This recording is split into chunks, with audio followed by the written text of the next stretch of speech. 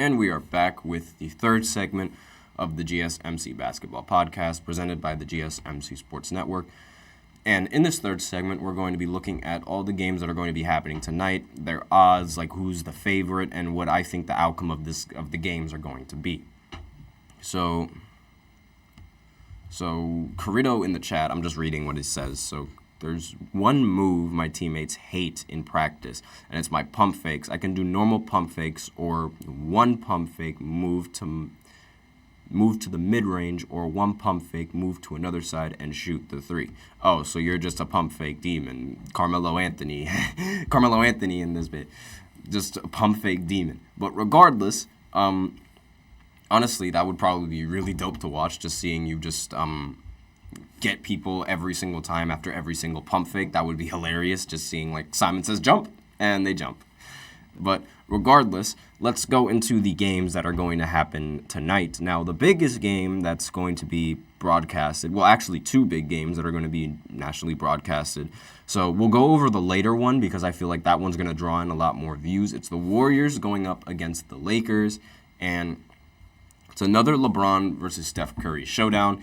That is like one of the most marketable rivalries in the NBA right now. It's just two, I guess I can say it now, two old heads going at it, because it's like they're both relatively old when compared to the rest of the league, but yet they're still very, very good when compared to the rest of the league. So it's a very, very highly anticipated matchup, and it is most likely going to be the matchup of the play-in tournament, so it's going to have a lot of playoff implications stepping into this game. But if LeBron can capitalize, and if they can steal that 6th seed, that would be crazy. And that would be, like, I wouldn't really say unheard of, because it's like it's LeBron, and so, like, I'm totally expecting it. But if they do get it off, that would be a crazy prediction coming in from me, with, like, all the possibilities that could happen.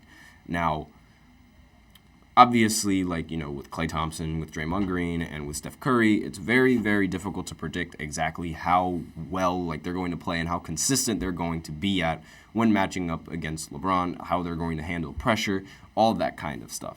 Now, with this game, and with how much on the line there is, because, like, you know, their seasons are practically, like, well, the Warriors season is more dependent than the Lakers season is more dependent than the Warriors season, because it seems like the Warriors are set on the play-in regardless. And it's like the Lakers are sort of the only team that can make it out of facing play-in scenarios compared to Golden State, at least at this point. And it's more likely that the Lakers can do it than Golden State. So that's the one game. The other game that's going to be relatively, like, that's going to be broadcasted and have a lot of people tuning in is the Celtics going up against the Milwaukee Bucks. Now, this sort of, it also has playoff implications, because they are the 1 and the 2 seed. Like, regardless of my opinions on Milwaukee and how bad they're doing this season, they are the 2nd seed.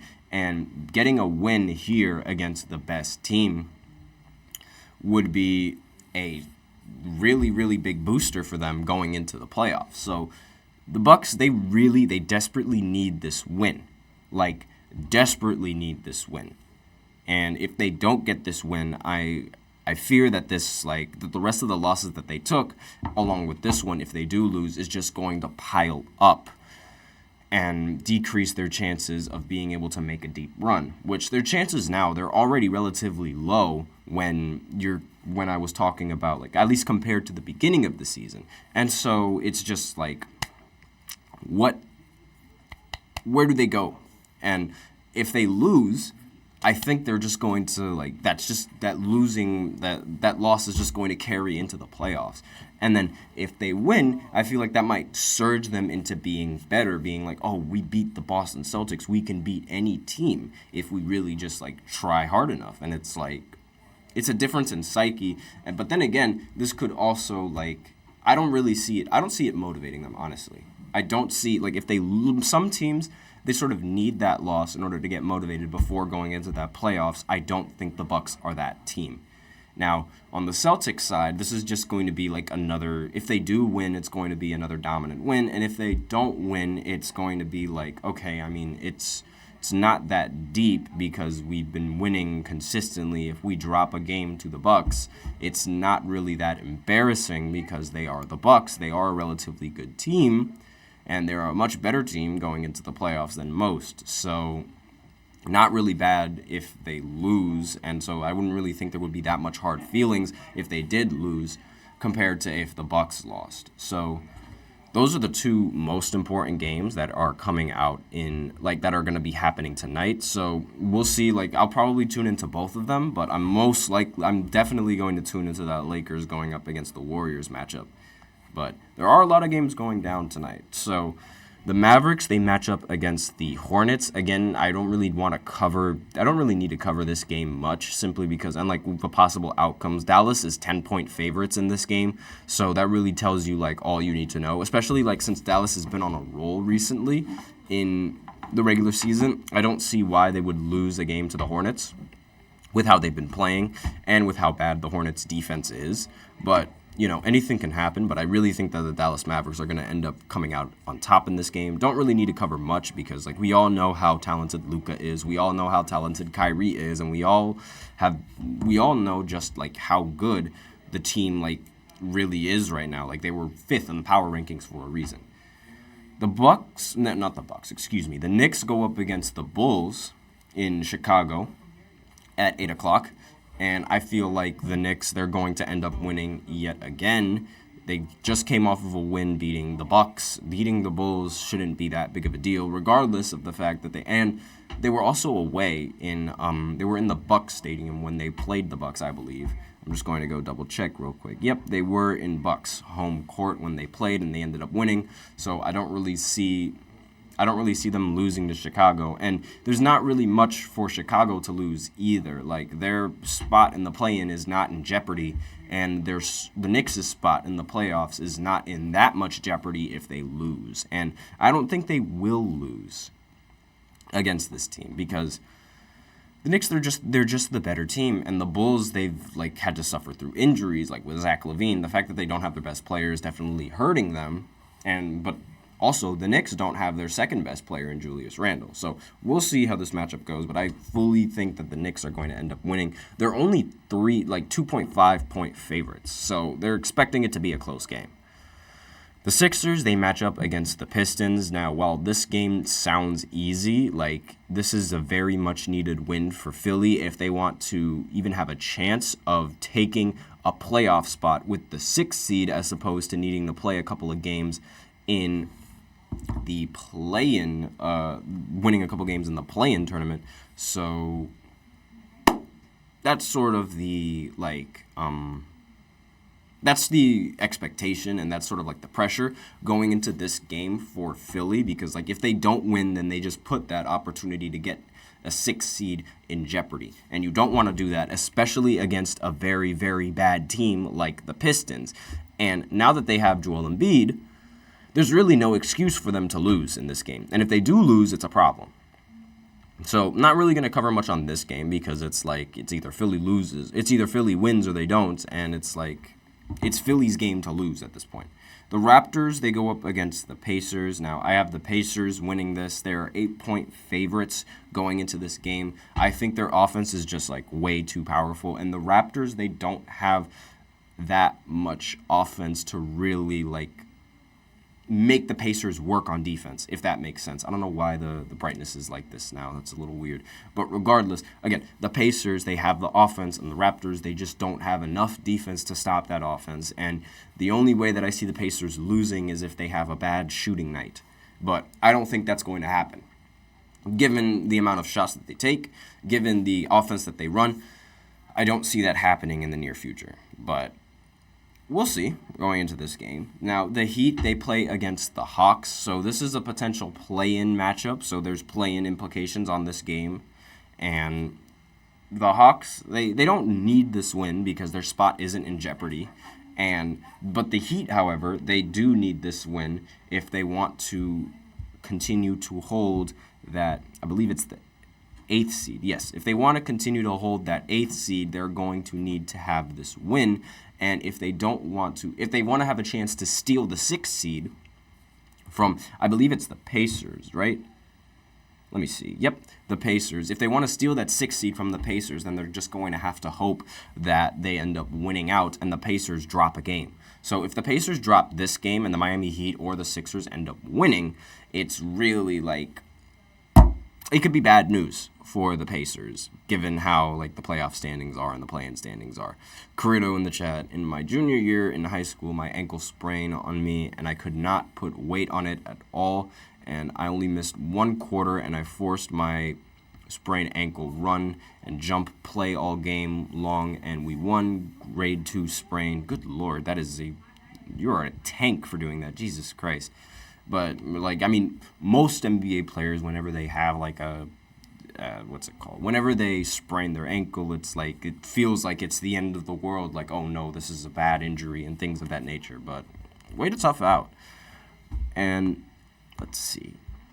Next game on this list is the Kings going up against the Thunder. Now, even though the Thunder are going to be playing at home, I think the Kings have a slight chance of beating them, just a slight chance, a very, very slim chance, because both of those teams are in that weird spot where it's like, I feel like they could beat any team, but they could also lose to any team, and I just wouldn't be surprised. Why is the brightness doing that? I don't like it. Stop.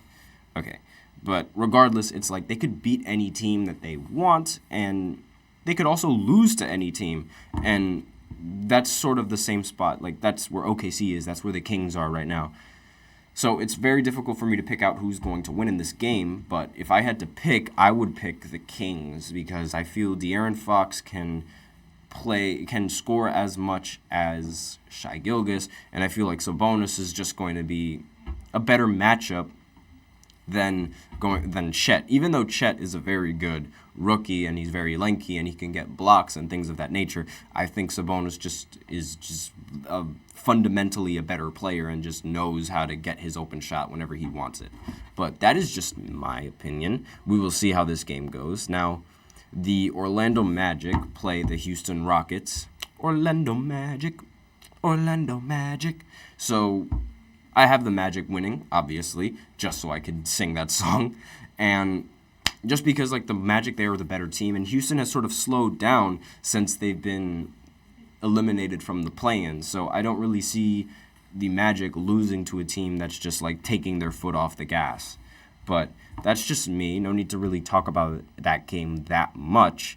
Now, the Spurs, they match up against the Grizzlies. Bottom-feeding team, not even going to bother talking about that other than, like, Victor Wembanyama doing the thing, like getting a new shoe deal, like, yay, we have to see the shoe. I haven't seen the shoe. We just got a new logo. But that's really the only news for those teams because neither of those teams are going to be in the play-in. Oh, I totally forgot to talk about Klay Thompson. I completely forgot to say that. So Klay Thompson, he has plans on signing with the Warriors coming towards this off season. However, he said that, like, that was his plan, but he also has to take his mental health into consideration. So whatever is going on with him, it's probably like, his psyche's a little bit affected given how, like, he moved from being a starter to being on the bench, and his shot hasn't really been the same consistent shot that, like, I'm used to seeing where it's like he just doesn't miss. And all of this stuff needs to be played into account, especially when giving him his contract. So, are the Warriors planning on paying him that as much money as he hopes, or are they not going to be paying him as much money as he hopes? I'm not entirely sure. We'll have to wait for more news on that, but that is his plan. He does plan on signing with the Golden State Warriors in the offseason. So he's not leaving, like I said previously. Like, this big three is going to stay with Golden State the entire time. So would not be surprised if it's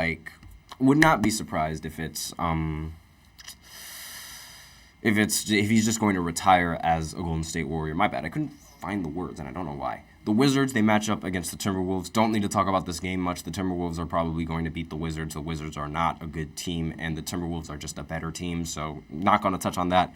Same thing with the Nuggets going up against the Jazz because the Nuggets are just the better team. Clippers, they match up against the Suns. Now, this is a very, very good matchup because there's very, very probable playoff implications for both of these teams meeting against each other in the playoffs. So, depending on how Depending on how the standings go, we'll see how it ends, but I am completely, I'm expecting them to meet.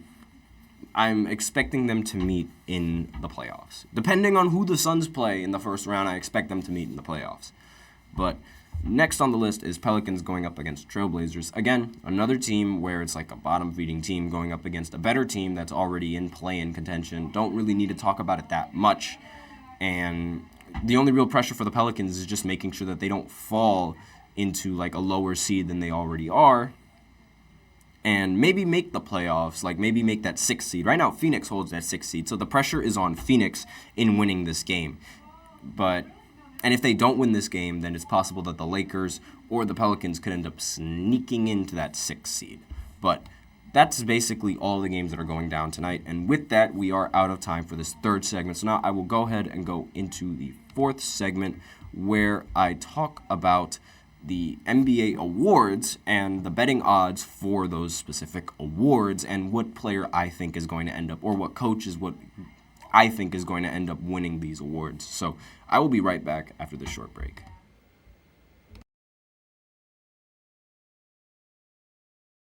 For the best and latest podcasts available anywhere, go to the podcast app on your cell phone and type in GSMC to access free content-rich podcasts on health and wellness, book reviews, sports, entertainment, relationships, social media, movies, technology, finance, and even weird news. Subscribe and download the GSMC Podcast Network's family of shows, available everywhere podcasts are found.